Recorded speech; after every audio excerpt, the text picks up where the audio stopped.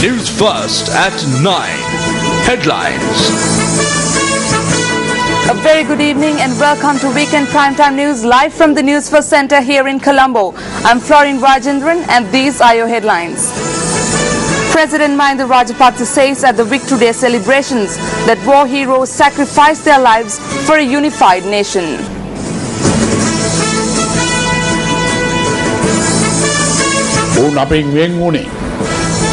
වෙන් නොවන රටක් ගොඩනගන්න ඔවුන් දිවියෙන් සමුගත්තේ කිසිදා සමු නොගෙන එකට ඉන්න ජාතියක් ගොඩනගන්න. The time has come for the Sri Lanka Muslim Congress to take an important decision.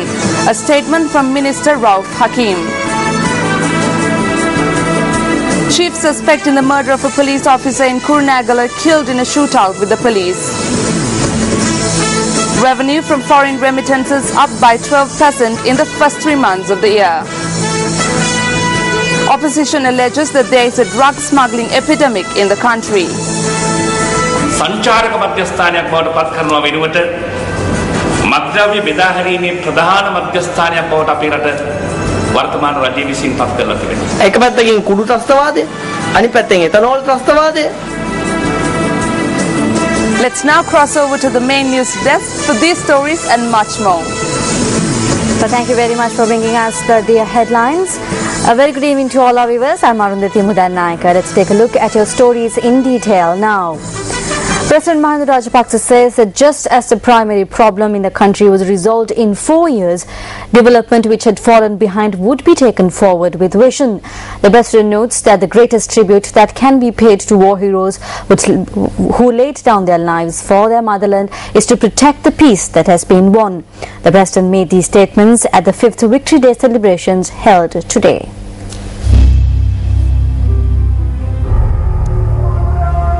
The Victory Day celebrations marking 5 years since the defeat of terrorism were held on the Mathura beach today.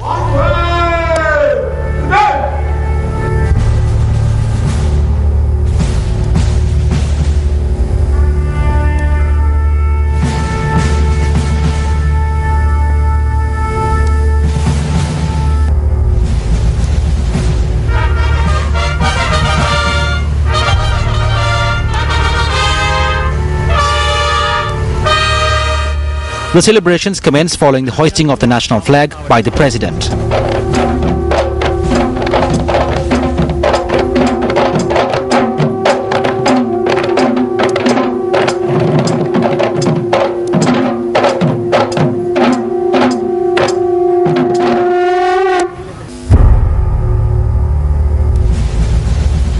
The national anthem was then sung by 40 men and women from the armed forces, the police and the civil defence force.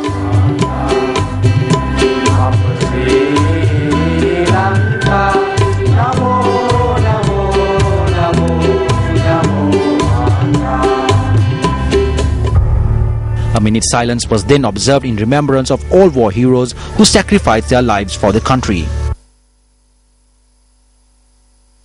Subsequently, the armed forces paid salutations to the President.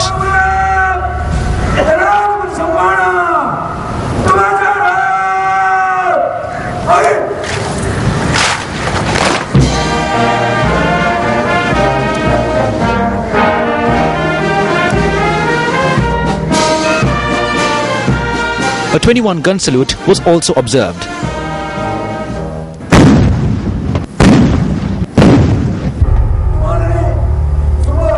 Four officers and 96 ranking personnel then provided a guard of honor for the President.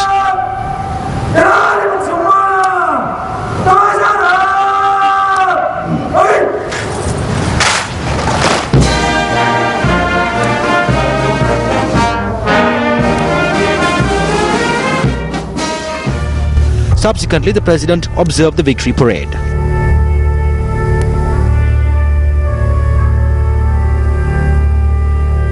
සෑම අභියෝගයකටම නිර්භයව I must state fearlessly that we will meet every challenge without fear and claim victory. Our undertaking to ensure democracy in Sri Lanka cannot be belittled. We have been able to hold the Northern Provincial Council election after 30 years and have ensured the people's democratic right. In our era, not only did we free the country without censoring the media in any way, we also gave journalists the freedom to enter the battlefield. This freedom has been broadened today. We know today that the people of the world have faith in our motherland. In the recent past, only 400,000 tourists would visit the country in an entire year. Today that number is 1.7 million. Foreigners are coming to Sri Lanka and are travelling everywhere. There are 2 million Sri Lankan tourists.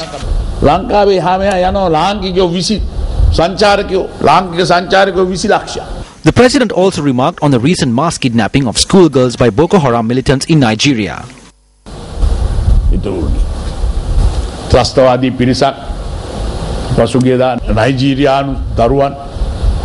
A news item that has grabbed the attention of the world media at present is the recent kidnapping of a group of Nigerian children by terrorists. In our country, the Tigers forcefully abducted thousands of children over 30 years. I believe close to 600 children came into the custody of the army in the final stages. We took steps to repatriate them with their parents and their families and to send them to school just like children anywhere else in the world. Some countries are blind to this. They are deaf and dumb to this. මේවා ගැන සමහර රටවල් අන්ධයි. මේවා ගැන ගොළුයි. මේවා ගැන බිහිරි. Speaking further, the president expressed these views. පාර්ලිමේන්තු තේරීම් කාර්ය සභාව පත් කරලා තියෙනවා. A Parliament Select Committee has been appointed. At times when a national problem arises, that is the best place to reach agreement. It is the duty of all democratic parties to come there and discuss matters. We must create space to remove the fear and suspicion that permeated the people over 30 years. We can see how the number of people moving from north to south and south to north is increasing every day. It is a new nation that is being built. The more understanding and coexistence there is between communities, the easier it becomes to take decisions. The solution becomes easy. A solution without harmony will only be temporary. It is evident that certain persons are trying to take away this harmony and deprive us of it. If we respect the war heroes who gave their lives for this country and you, then we must all protect this peace and harmony. Remember that they left us so we could have a nation undivided. They departed so we could build a nation that will never depart. Let us all aspire to live in our motherland without betraying even a drop of the peace that we were given. That is the greatest tribute you can give them. I wish you all a bright future and may the Triple Gem bless you all. එයයි ඔබට කළ හැකි ලොකුම ගෞරවය. ඔබ සැමට සුබ අනාගතයක්. ඔබට තෙරුවන් සරණයි.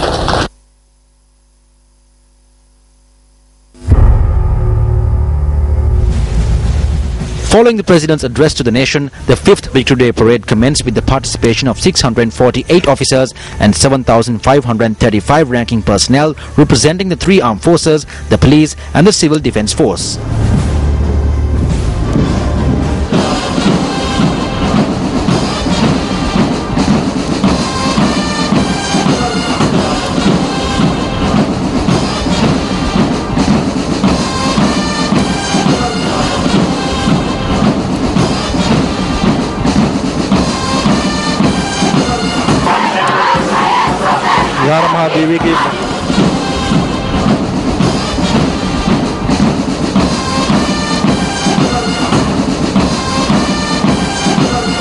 Armoured vehicles of the Sri Lanka Army also joined the procession.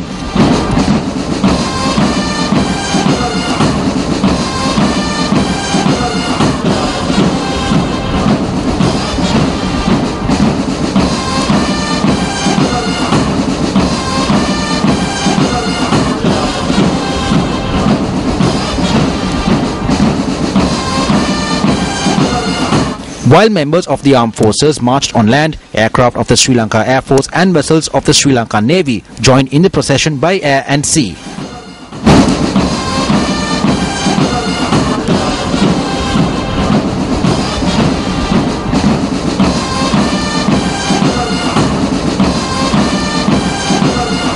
The 5,000-foot descent of army paratroopers onto the beach was another notable feature of the Victory Day celebrations.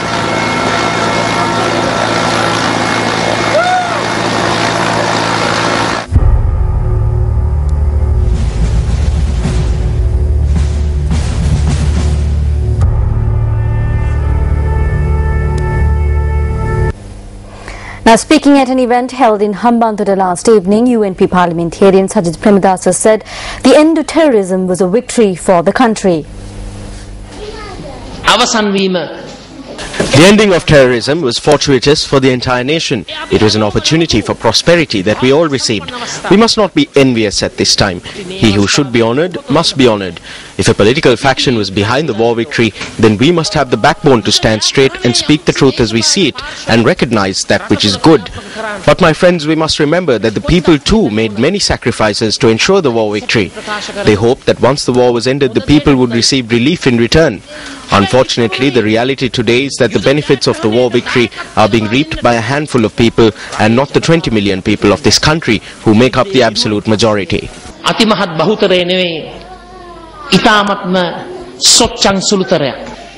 This event was held to mark the donation of materials towards the renovation of the Sinhagiri Vihare in Hambantota, parallel to the commemoration of the 21st death anniversary of late President Ranasinghe Premadasa. Northern Provincial Councillor Anandi Shashidharan says that though it has been 5 years, she is still looking for her husband and that she prayed to the gods for his safe return. 18/5/2009 என்பது எங்களுக்கு வெறும் அரசியல் அல்ல எங்களுடைய வாழ்க்கையை தொலைத்த அந்த நாள் 5th of May 2009 is not a politically important day. It is the day that we lost our lives. At around 8 that night, I handed over my husband and children to the army in Mulethivu. It has been 5 years since. I have no idea whether my husband is alive or where he is. I'm still looking for them. We are living with the hope that those who handed themselves over that day and those who disappeared will be given to us again. That is what we wish for at the Kovil. Though they tell the world that there is reconciliation and democracy in our country, we celebrate this day with great sadness in remembering those who died in the war.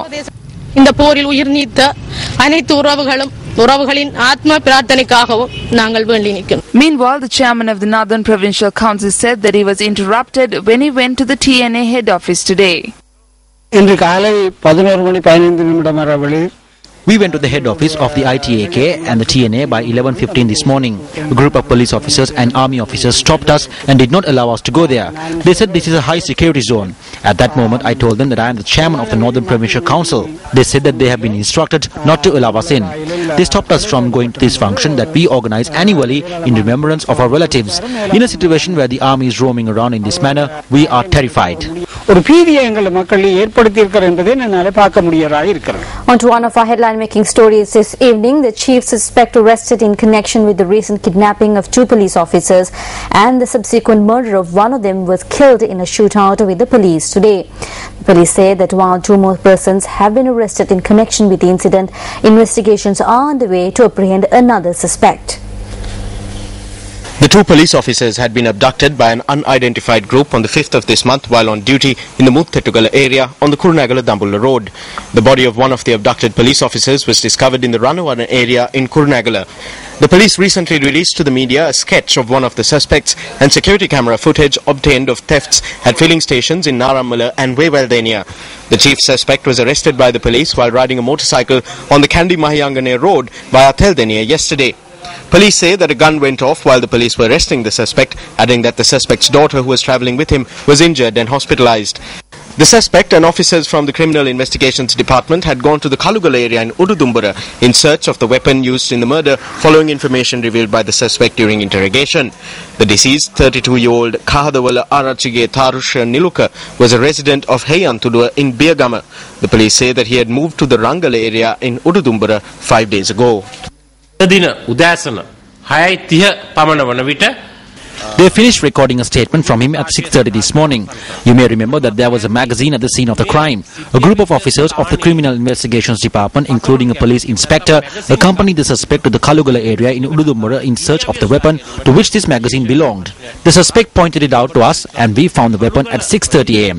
We found the gun without the magazine. The magazine was at the scene of the crime and we found the weapon.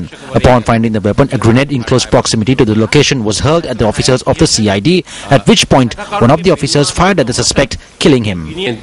නිලධාරීන් වෙතට එල්ල කිරීමට උත්සාහ කරපු අවස්ථාවේ ඒ කණ්ඩායම් බාරව හිටපු නිලධාරියෙක් විසින් තබන ලද වෙඩි ප්‍රහාරයකින් සැකකරු මිය ගියා. The police added that a police inspector and a sergeant of the Criminal Investigations Department were injured in the incident. The police added that the uniforms the suspects had taken from the officers had been burnt inside a house in Thimbirigas Katua, Katana. They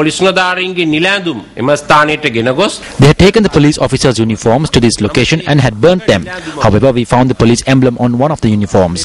The police emblem had not been burnt. In addition, we also discovered several buttons. The police media spokesperson further clarified the series of events that led to the murder of the police officer. They had been in the vehicle travelling towards Dambulla after the theft at the filling station in Narammala. As I mentioned before, there was a woman who had an argument with her husband.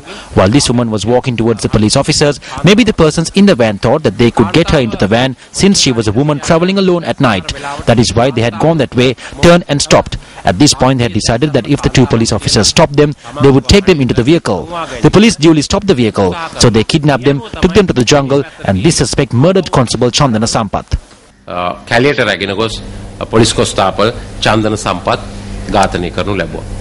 Leader of the Sri Lanka Muslim Congress, Minister Rauf Hakim, says that the time has come for the party to take a very important decision. And speaking at an event held in Iravur, he said that the government has no faith in the Muslim Congress. Sri Lanka Muslim Congress, the அரசாங்கத்துக்குள் இணைய நேர்ந்த The Sri Lanka Muslim Congress has faced many challenges continuously after joining the government. Given the present situation, the government has no faith in the Sri Lanka Muslim Congress. They are in two minds when it comes to the Muslim people and the political activity of the Muslim Congress. In this environment, we must make a thoughtful decision. The Muslim Congress is not a party that works in expectation of ministerial positions. But today, when you look at the situation, it appears so. Some are speaking of this now. People are saying that the Muslim Congress's only intention is to cling to ministerial positions. But when you look at it today, the number of ministers in Sri Lanka has increased. If you throw a stone, it will fall on a minister's head. Thereby, it is pointless to speak further of these ministerial positions. Nevertheless, there is no doubt that the time has come for the Sri Lanka Muslim Congress to take a very important decision. உறுதியான ஒரு முடிவுக்கு முஸ்லிம் காங்கிரஸ் வந்தாக வேண்டிய கட்டத்தை நாங்கள் நெருங்கிக் கொண்டிருக்கிறோம். Mr. Hakim is a person who contested under the UNP, won all the seats with the UNP vote. But what Hakim does is always going and supporting a government without anything, taking the UNP vote and then joining the government. Now, if you take the Eastern election, 7 members were elected. He should have formed the council like the former leader MHM Ashraf wanted. He should have taken the leadership and got a Muslim chief minister, but he never did that. He went and just sold the 7 members to the government. Then the Central Provincial Council, not a single SLMC was elected. Only a SLP candidate was elected, and that too he went and gave it to the government. And Western Provincial came. That also he went and gifted that man to the government. So Mr. Hakim contesting alone or contesting with the UNP, still all the gifts he go and gives to the government. There is nothing that you can expect from Mr. Hakim. If you call the media to do a censor on account on what Mr. Hakim will do, whether he will jump from the government or not, people will definitely say, no, this man is only for power, only for ministerial position, ministerial vehicles, and for SPF. This is the only greed that Mr. Hakim has. He has no intention of serving the people, but to look after himself.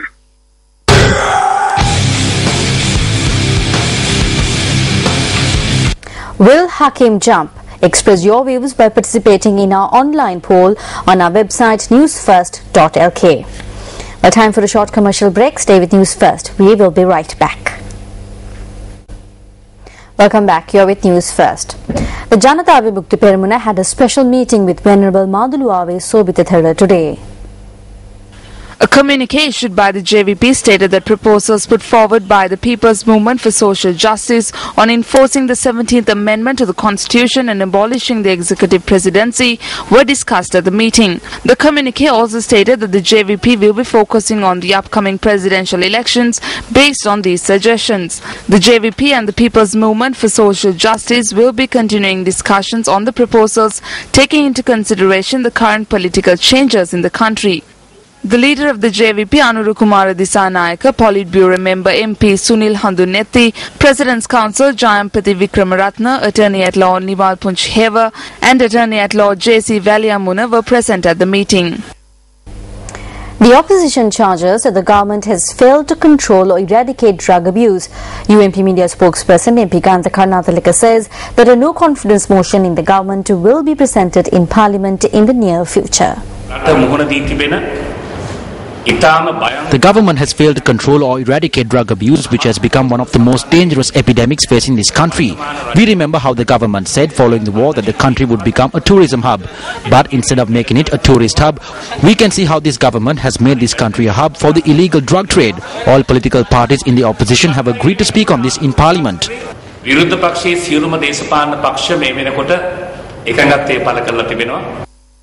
5 years have now passed since the end of the murderous terrorism of the LTTE. A new class of terrorism has arisen now. On the one hand, there is the drug terrorism. On the other hand, there is the ethanol terrorism. Furthermore, there is rape, terror and abductions that make up the new class of terrorism. MP Buddhika Pathirana made this statement at an event organized to distribute nutritional supplements for underweight children in the Akurali area in Akurasa. India's newly elected leader Narendra Modi visited one of his two constituencies, the North Indian temple town of Varanasi, yesterday. Modi took part in a Hindu ceremony on the banks of the river Ganges, where hundreds of people had gathered to greet him.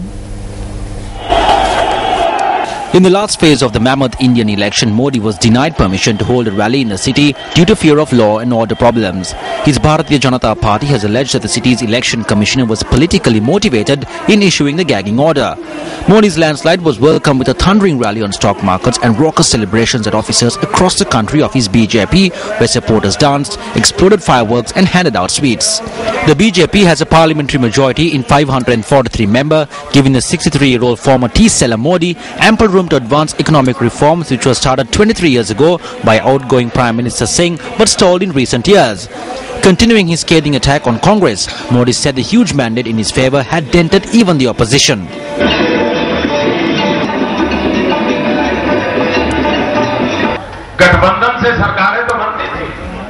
We have seen governments being formed from coalition, but for the first time it seems that even the formation of recognizable opposition would require some sort of coalition.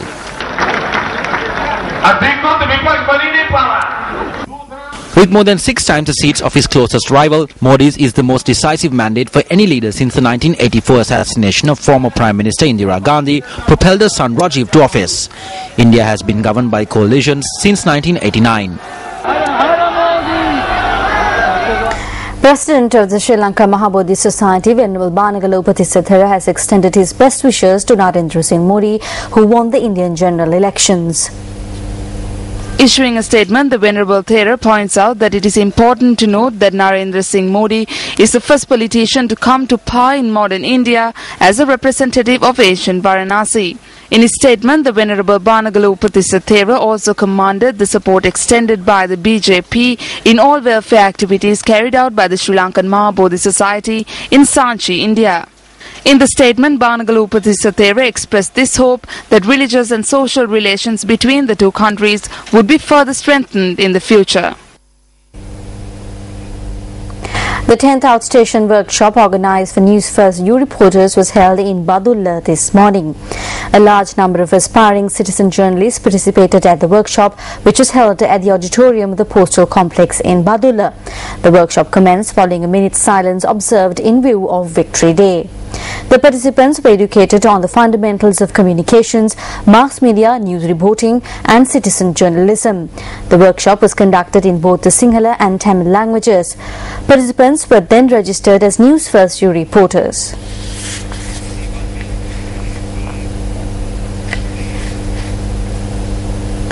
Official government data indicates a 12% increase in foreign remittances in the first 3 months of the year.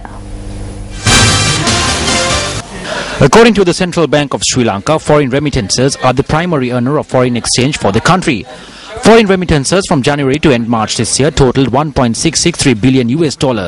This represents an increase of 12% in comparison with the $1.483 billion earned from foreign remittances in the same period last year. Central Bank data shows that 293,000 people travelled abroad to work last year. The Central Bank also notes that 57% of this number are employed as domestic aids and unskilled labour.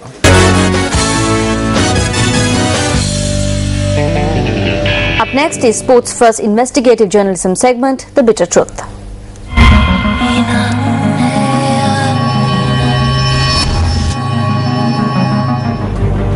The Asian Bodybuilding Championship that will be held in Sri Lanka this year will be the first Asian Bodybuilding Championship to be held in the country in 30 years. However, several local bodybuilders who have won national and international titles will not be participating in the tournament. The Sri Lanka Veteran Bodybuilders Committee alleges that the Sri Lanka Bodybuilding Association has selected contestants based on personal loyalties. The committee further charges that various bribes are being taken from amateur bodybuilders to enter them into the competition. Bodybuilders too have alleged that the Sri Lanka Bodybuilding Association has asked them for money to enter them in the competition. They asked us for 300,000 rupees each to enter us in the Asian competition. They have removed 4 to 5 bodybuilders who did not pay up. The bodybuilder who won gold at the tournament held in Uzbekistan in 2013 has also been removed because he did not pay the 300,000. Rejecting the allegations, the president of the Sri Lanka Bodybuilding Association noted that the contestants for the Asian Bodybuilding Championship were selected in a qualifying tournament held on the 10th of May last year. The president also accepted that bodybuilders who showed improvement in subsequent tournaments were also selected for the championship. He reiterated that he had not obtained money from any person to enter them in the tournament. He added that a request had been made of both bodybuilders and officials for donations, monetary or otherwise, owing to monetary problems in organizing the tournament. However, he noted that such donations did not affect the selection of contestants. Director General of Sports Ranjini Jayakodi says that the Ministry of Sports has allocated 3 million rupees for the Asian Bodybuilding Championship. She added that since all facilities for the national squad are provided free of charge, it would be a grave error if money had been asked of the athletes. Rather than spend money unnecessarily on organizing international tournaments, won't redirecting that money towards improving the skills of athletes be more practical in terms of securing international victories? Also in sports news, Arsenal recovered from going 2 goals down in the opening 80 minutes to beat Hull City 3-2 after extra time in the FA Cup final and win their first trophy for 9 years at Wembley yesterday. The winning goal from Aaron Ramsey came after 108 minutes of a sensational match which began with Hull in their first cup final scoring 2 early goals. The first came after James Chester put the ball wide of goalkeeper Lucas Fabianski after only 4 minutes before captain Curtis Davis scored from a tight angle to make it 2-0 4 minutes later. Arsenal halved the lead after 17 minutes when Santi Cazorla scored with a superb free kick.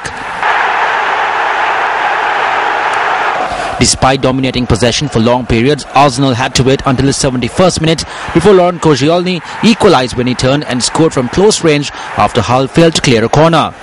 The winner came when Ramsey scored with the outside of his right foot to give Arsenal their 11th FA Cup win, equalling the all-time record held by Manchester United.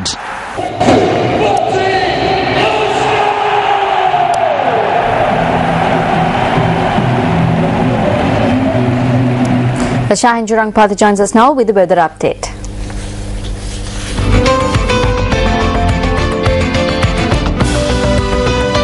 Good evening and welcome to Weather First on News First. I'm Shahin Jurangpathy. Let's take a quick look at the weather forecast for the next 24 hours. Now, according to the Department of Meteorology, dry weather conditions prevail in many parts of the island. However, rains were experienced in the Colombo, Galle and Ratnapura districts. Now, the Department of Meteorology adds that the highest temperatures were recorded in Trincomalee, while the lowest was recorded in the Nora area. Now, the department adds that similar weather patterns will be experienced over the course of the next 24 hours as well. And now with that, let's take a quick look at the city-by-city weather forecast for the next 24 hours.